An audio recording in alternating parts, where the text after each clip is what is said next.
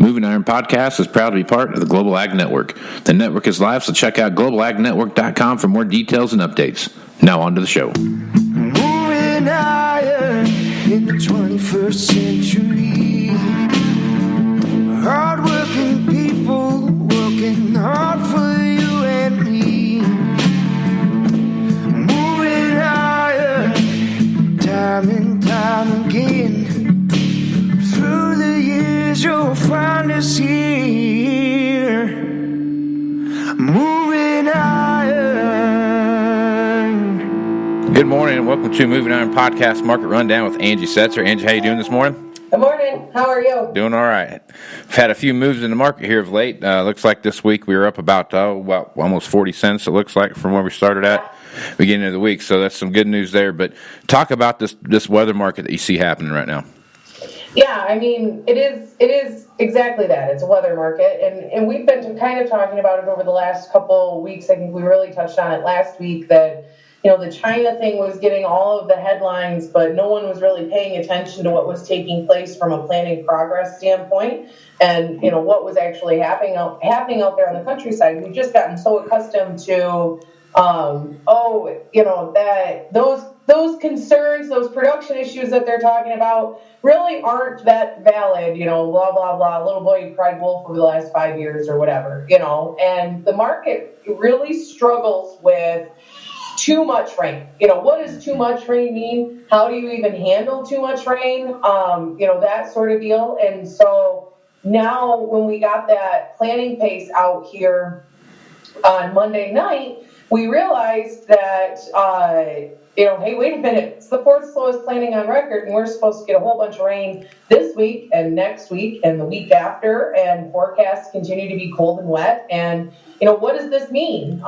Especially looking at, it's not necessarily the fringe states that are struggling. So the last several years, it's been like, well, there's some concern, but it's mainly in the Dakotas, maybe Minnesota, Kansas, something like that. No, it's Illinois at 11% planted versus 82% on average. Indiana at, less than 10%. Ohio behind. Michigan behind. Iowa's behind, but, I think they've been able to, for the most part in a lot of areas, get relatively caught up this week. And so now we're starting to recognize that it's Missouri, it's Minnesota, it's Iowa, it's Illinois, it's Ohio, it's Indiana, it's Michigan, it's, all of the everywhere. Right. I mean, that's why we're behind as much as we are. Now, a lot of folks are expecting, we did see some progress take place this week. 20% planting pace is expected at this point in time based on the trade conversation. That put us at about 50% planted for the crop as of May 19th. The University of Illinois has done a lot of studies indicating that Illinois planting progress after the 10th of May results in, a significant reduction in yield potential, looking at 10 to 20 bushels to the acre sort of reduction if they were getting into the field next week. Now, forecast right now, you look at the 7-day, and you're talking 3 to 7 inches of rain. Parts of Illinois there in the 7-day are looking more at, you're looking at central to southern Illinois, maybe only an inch and a half. But an inch and a half of rain, a tenth of an inch is too much when you're already too wet to roll. Yep. And so that's really the struggle that we have right now is what's going to get done. What kind of conditions are they going into? What are we seeing with what happens? Obviously 5 to 7 inches of rain on freshly planted ground is not ideal either. Mm-hmm. The only good thing that we're seeing at this point in time when it comes to forecasts is that we're expected to be above normal temperature-wise here over the next few weeks. So at least we're not getting that cold driving rain, that can cause so many issues. But still, weather is going to be king right now. And until we see this forecast change, and I mean, that window is starting to shrink on what we can actually get done, until we see that forecast change, it is kind of almost what you would call an unprecedented situation at this point in time. I don't think we've seen anything quite like this, at least in the last 10 years. Yeah. Yep. Okay, so prevent plant, we've heard a lot about it. It's been creeping into about every conversation you hear out there. What's your thoughts on prevent plant and it's not uncommon to have 1 million or 2 acres worth of prevent plant every year, but this year, from the folks I've talked with, especially up north in North Dakota, Minnesota, in that area, there's a lot of guys there where the May 20th is their cutoff date for crop insurance and those kind of things, and it is the 17th of May right now, and they have yet to start planting. Yeah, they got till Saturday. So talk about that a little bit and where you see that headed. Yeah, I think that's a huge thing to be paying attention to, and that's a lot of the conversation that we're having right now. In 2013, we saw 3.6 million acres of prevented plant happen, and in 2013, we were able to actually get something done this week.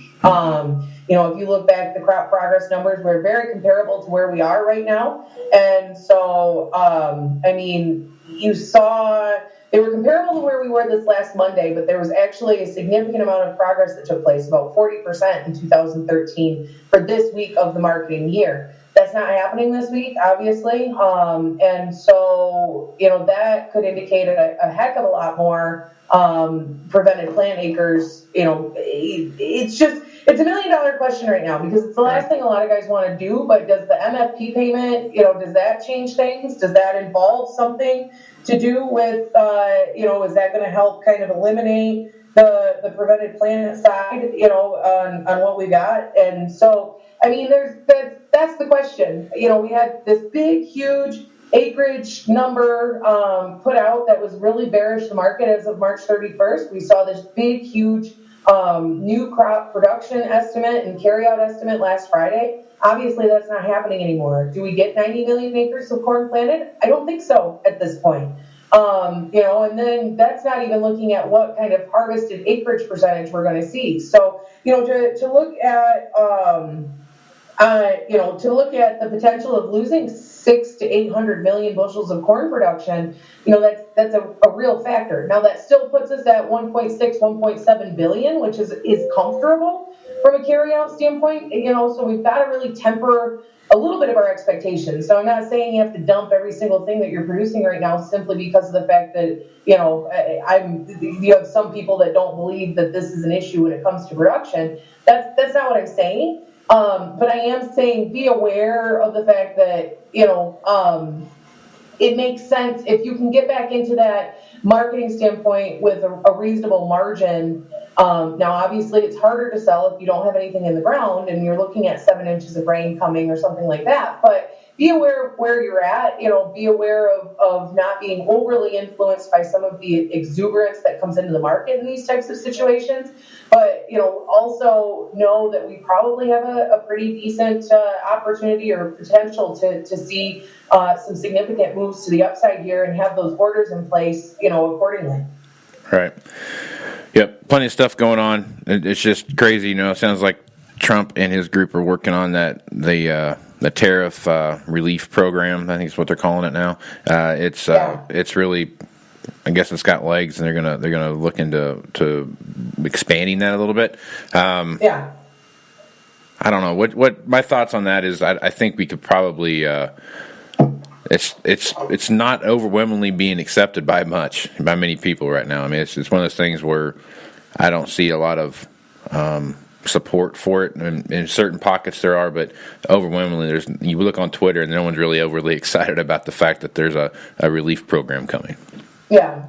Well, we already are struggling with consumer sentiment when it comes towards agriculture. A lot of folks already really question, everything that goes along with it. And it's kind of amazing that, I've seen a lot of people say TARP for farmers or something like that. And I think TARP was more widely accepted than this at this point, when it comes down to it. And farmers, the last thing they really want is to be viewed as I'm trying to think of a nice way to put it. They just don't want to be looked at as a secondary class of citizen. Most farmers are very willing to work extremely hard. Is it tough out there? Yes, it's extremely tough out there. We know that. We're in a dire situation. We have been for a while. Is it because of the trade war 100%? I can't I can't say that it is. Can't either. China is seeing food inflation big time. And that's their own fault. At the same time, they have ASF. You know what I mean? Like this is a perfect storm when it comes down to it. Like we're seeing that Chinese imports from Brazil are down significantly. Right. It's not a trade war thing. It's we've lost 25% of our pig population thing that is more of an issue, combined with the American farmer is too good at what he or she does kind of issue. I mean, we've had 5 years of record crops every year. We've overproduced in ways. We've expanded production in areas that probably shouldn't have production expanded in them. The free market would indicate that there's going to be a lot of pain, before we get some sort of solution in place. You don't want to see it. Obviously, the last thing I want to see is any farmer struggling to make ends meet. I mean, obviously, the cost of living's come up. I mean, the health insurance, getting cell phones, driving a vehicle. I mean, all of these things have increased where the price of crops have not. But the idea of seeing $15 to $20 billion of money put into agriculture just really kicks the can down the road. When do you rip the Band-Aid off eventually? And so it's such a fine line to toe. I mean, it's really hard for me because I don't want to see anyone suffer unnecessarily. And heck yeah, I'd love to see my farmers get another buck or so a bushel on whatever, just simply because that's nice. I mean, It's revenue. It makes me worry less. We have a full service agronomy department that extends credit to people. Believe me, there have been sleepless nights about what it looks like if Joe can't pay back that $500,000 that we put out there for him. We've had in the past where I've had to stage trucks because I have a guy that likes to hide his production, or liked. He's not in the business anymore. I've been through some of these rough going and knocking on a bin to see if the guy has grain to cover with the collateral that, I get it. It's not fun. It's not fun for anyone. But at the same time, we really have to be careful with what type of precedent we're setting and what we're anticipating, just simply because the consumer is already not a fan in a lot of ways and doesn't understand exactly what it is we do. And this isn't helping. Right. In that regard. Exactly. No, everything you just laid out there is on the equipment side of the business, the exact same thing. You got to worry about they can't pay you, they can't pay us, and if they can't pay us, then it is what it is. So it's not necessarily it's just one of those things. So, well, Angie, plenty of stuff going on here. This conversation we could have it forever and ever and ever, but you've got some stuff to get to. So I want to say have a great day, and we'll talk to you again on Friday. You too. Have a good one. Try to stay dry. I'll try we're supposed to get that same 5 to 7 inches of rain, I think, over the course of next week. So super excited about it. I can't even say anything because whatever I say is not considerate to other people because I'm like, just keep it over there, please. But that's rude. Yeah, so, no, I hear you. If caring is caring, I guess. That's true. No, if folks want to reach out to you, what's the best way to do that?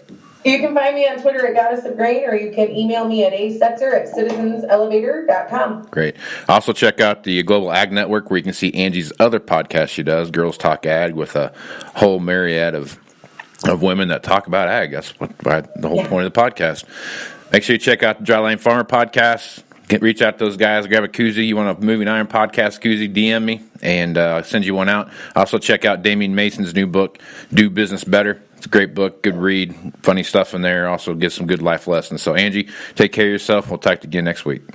Thanks. Have a good one. Thanks for listening to this edition of the Moving Iron Podcast, now part of the Global Ag Network. If you'd like to continue any of these conversations, you can hit me up on Facebook, Twitter, or Instagram at Moving Iron LLC. You can also send me an email at movingironpodcast@movingironpodcast.com.